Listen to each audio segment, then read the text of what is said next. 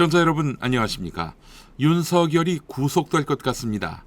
아직 윤석열이 대통령직을 내려놓지 않은 상황이고 대한민국 최고 권력자의 지위를 내려놓지 않은 상황이고 게다가 구속하려는 주체가 윤석열의 친정인 검찰인데 과연 가능할까? 이런 의문을 갖는 분들이 있을 것입니다. 오늘 박세현 검찰 특별수사본부장의 브리핑을 보니까 윤석열을 내란죄로 입건했다고 합니다. 수사 의지가 없었다면 굳이 내란죄로 입건하지 않았을 것입니다. 법률상 내란죄 수사 주체는 경찰, 국가수사본부여야 하거든요. 근데 굳이 검찰에서 내란죄로 입건하겠다는 것은 봐주지 않겠다는 뜻입니다. 하여간 경찰이 윤석열 내란죄 입건을 두고 발끈한 모양입니다. 월권하지 말라고 나오고 있어요. 너희가 기소했다가 만약 법원에서 공소 기각이 나면은 무죄가 나는 건데 그땐 뒷감당할 수 있겠느냐라고 지금 되묻고 있습니다. 사실 지금 검찰에 대한 국민의 불신이 매우 깊지요. 이것을 최대한 활용해서 윤석열 내란죄 수사를 자기들이 하려고 하는 건데 아니 근데 사실 윤석열의 내란범죄가 과연 공소기각이 나올까요? 물론 제가 이 이야기를 하려는 것은 아닙니다. 윤석열이 이번 주에 구속될 가능성이 있다는 점을 이야기하려는 것입니다.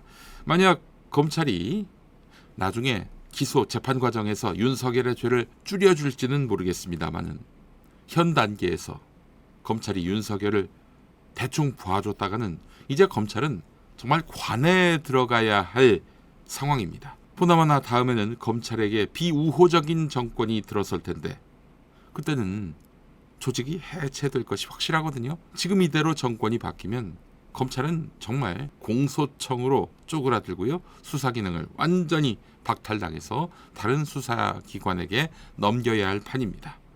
검찰 간판을 뗄 수도 있어요. 검찰을 위해 존재하는 조직이 검찰 아닙니까? 나라를 위해 국민을 위해 존재하는 조직이 아니라 자기들을 위해 존재하는 검찰. 검찰이 이런 미친 짓을 할까요? 윤석열에 대한 내란죄 수사를 애써 한다면서 봐준다? 봐줄 수가 있을까요? 지금 검찰 수사에 진정성이 있다. 제가 이 이야기를 하려는 게 아닙니다. 사실 가장 우스운 이야기가 검찰에게 진심이란 게 있다. 라는 것 아니겠습니까? 오늘 제가 이야기하려는 것은요. 이번 주 안에 윤석열이 구속될 가능성이 있다는 것입니다. 자, 구속영장이 아니라 최소 체포영장이 청구될 가능성도 남아 있습니다. 자, 이 내란죄가요. 윤석열은 수괴, 우두머리입니다. 그렇다면 사형 아니면 무기징역입니다. 벌금형이 없어요. 그렇다면 오는 주말에 있을 민주당의 2차 윤석열 탄핵 투표 이때는 어떤 결과가 나올 것이냐. 우리의 관심이 여기에 쏠리게 될 것입니다. 자, 이 박세현 특수수사본부장 지금 서울고검장인데요. 이 사람은 공무원이 직권을 남용해서 국헌을 문란하게 할 목적으로 폭동을 일으킨 것이 이 사건의 사실관계라면서 지금 내란죄로 수사하고 있다. 이렇게 밝혔습니다. 그러면서 윤석열 대통령에 대한 고발장이 많이 접수돼 절차에 따라 수사 중이다. 고소 고발이 되면 절차적으로 피의자가 맞다라고 말했습니다. 내란죄 피의자가 됐다. 윤석열이요. 이걸 확인해 줬습니다. 자, 이 내란죄 피의자 사형 무기징역을 받게 될 수괴인데 수괴. 자, 이런 가운데 수괴의 똘마니 격인 김용현 전 국방부 장관이 오늘 아침에 긴급 체포됐습니다. 당연히 윤석열도 체포되는 게 맞지요. 수괴니까요. 이에 대해서 특수본부장 어떻게 할 것이냐, 체포영장 칠 거냐라고 물어보니까 앞으로 수사 계획에 대해서 답변 드릴 수 있는 부분이 없어 오로지 법과 원칙에 따라 지위 고하를 막론하고 엄정히 끝까지 수사할 것이다 이렇게 말을 했습니다. 자, 이렇게 이야기해놓고 시간 질질 끌고 아무 일이 없었다는 듯 윤석열에게 면죄부를 준다면 이제는 검찰이 죽을 시간이지요. 검찰이 처단당할 시간이지요. 신속하게 하겠다는 뜻을 밝혔습니다. 자, 윤석열이 구속될 것 같다라는 제 주장의 근거를 말씀드리겠습니다. 첫 번째, 검찰이 경찰 것을 가로채듯이 수사하는 것에는 전제가 이 정권은 끝났다. 검찰은 조직의 위기를 만났다. 경찰이 검찰 정권 때 일을 수사하면 검찰의 근간이 흔들릴 수 있다. 이미 모든 게 끝난 윤석열을 구속시킴으로써 그를 희생제물로 삼아서 이 사태를 검찰의 통제 아래 두고 검찰 조직의 이익을 최대한 구현하는 가운데서 이 사건을 해결하자. 이런 분위기가 성숙되어 있는 것 같습니다. 제가 취재해 본 바에 따르면. 두 번째, 윤석열의 혐의가 너무나 명백하고 빠져나갈 길이 없기 때문입니다. 자기가 계엄 선포한 것도 맞고 자기가 국회에 통보 안 한 것도 맞고 그런데다 국회와 선관위에 해서는 안 될 군 투입을 시킨 것도 자기가 맞고 경찰 군을 동원해서 계엄 해제 결의를 막은 것도 맞고 국회에서 계엄 해제 결의를 하려고 했는데 경찰 군을 동원해서 국회의원 출입을 막고 또 회의장에 진입하려고 유리창 깨고 들어간 것도 맞고 지금 보도가 나오는 대로 북한 영토에 포를 쏴서 국지전을 유도하려 했다. 그래서 전쟁이 벌어지면 그때 계엄을 선포하려고 했다. 이것까지 맞는다면 얘는 그냥 사형이에요. 이걸 봐준다? 무슨 방법으로요? 무슨 수로요? 상상하기 어려운 일입니다. 만약 검찰이 자칫 윤석열을 비호했다가는 함께 철퇴를 맞을 수가 있는 것입니다. 자, 또 하나. 김두일 작가도 지적했는데 오는 12월 11일이면 임시국회가 시작됩니다. 그때 바로 윤석열 탄핵안을 발의하고 신고하고 끝내는 토요일에 본회의에서 표결한다는 거 아니겠습니까? 자, 그러면서 아울러 상설특검법에 따라서 윤석열 내란죄 특검도 결의할 모양입니다. 12월 11일에. 자, 그러면 이거 금방 될 수 있거든요. 그 국민의힘 방해가 통하지 않습니다. 그래서 상설특검이 출범하면 검찰은 수사를 내려놓아야 합니다. 그 전에 윤석열 구속이라도 해서 검찰이 윤석열을 단죄했다는 이미지만이라도 확보하는 것이 그들에겐 중요해 보입니다. 자, 분명한 것은 미국이 윤석열에게 등 돌리면서 윤석열은 스스로 지킬 힘이 사라졌습니다.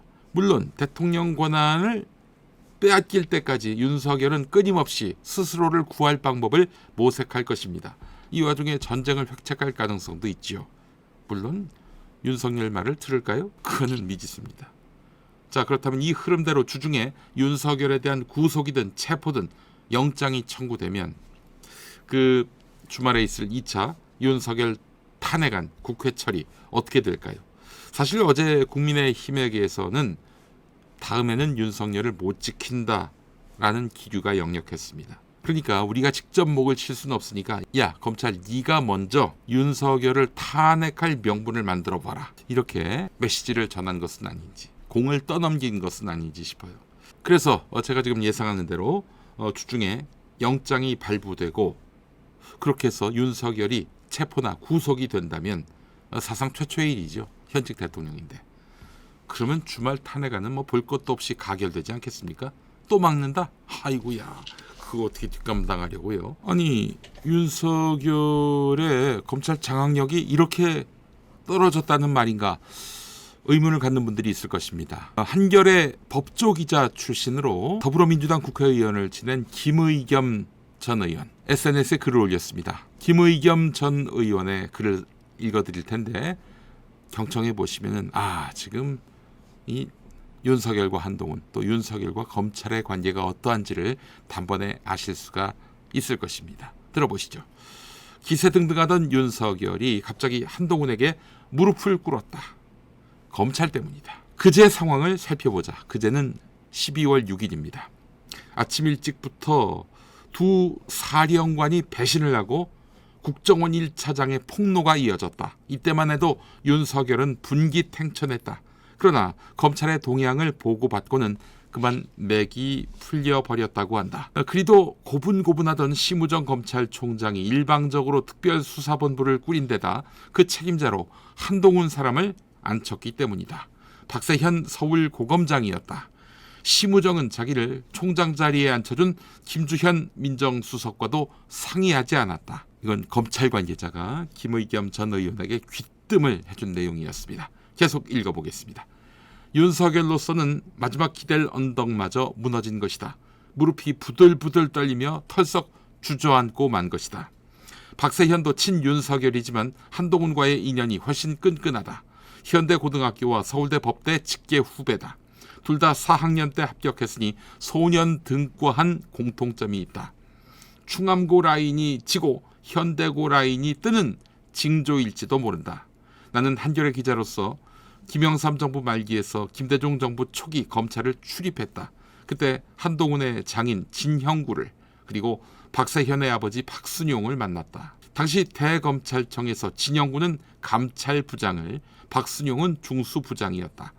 시험은 박순용이 진형구보다 3년 앞섰지만 둘이 동갑이었고 술을 좋아해서 제일 가깝게 지내는 사이였다. 언젠가는 박순용이 불러 중수부장실에 갔더니 진형구와 폭탄주를 돌리고 있었다. 벌건 대낮이었다. 기자들 며칠 더 불러서 술판이 커졌던 기억이 난다. 그러니 한동훈, 박세현은 대를 잇는 우정인 셈이다. 한동훈, 박세현 둘 다 검찰 내 초엘리트 귀족 집안인 것이다. 지금 검찰은 궁지에 몰렸다. 이대로라면 윤석열만 죽는 게 아니라 검찰 조직도 생사의 갈림길에 서 있다. 무언가를 해야 한다. 심우정 박세현이 나선 것이다. 한동훈이 먼저 국정원의 정보를 건네고 제휴를 제안한 것으로 보인다. 엊그제까지 윤석열과 맺었던 운명 공동체의 파트너가 이제 한동훈으로 바뀐 셈이다.